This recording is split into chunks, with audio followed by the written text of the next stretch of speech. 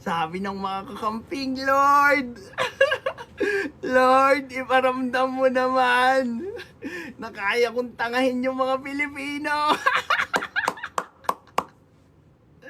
Oh my God.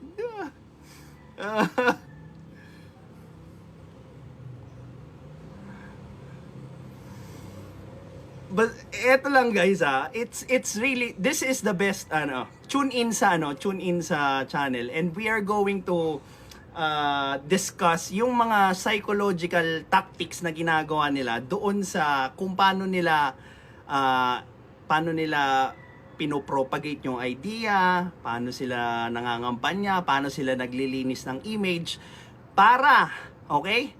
Para kahit sinong kandidato yung gumawa nun, you would have the tool to actually identify pag tinatanga na kayo nung politiko nyo. 'Di ba? Kasi kung tutusin, okay lang naman eh.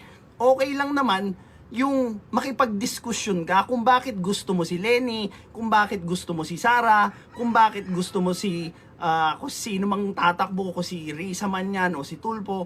Okay lang sana yun eh. Pero yung magsinungaling ka, 'di ba?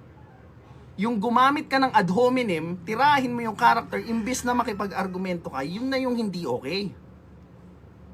Pero dahil sa sobrang taas ng ego ng mga taong nasa political bubble, anong kulay man yan, they do not care about the truth. They do not care about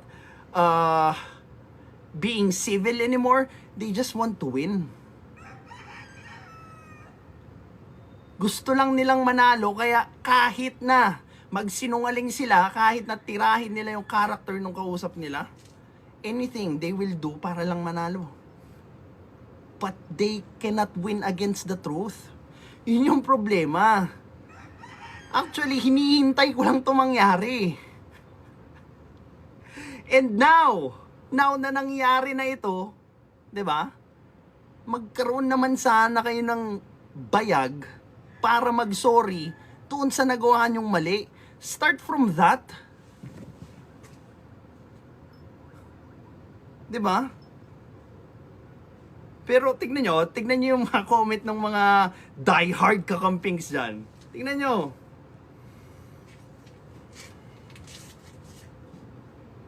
Diba?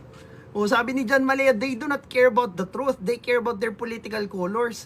Alam mo, ang sarap na parang sinuportahan mo yung Spurs, San Antonio Spurs.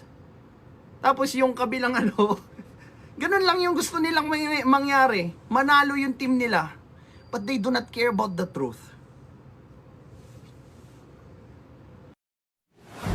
This is Pinoy Extreme.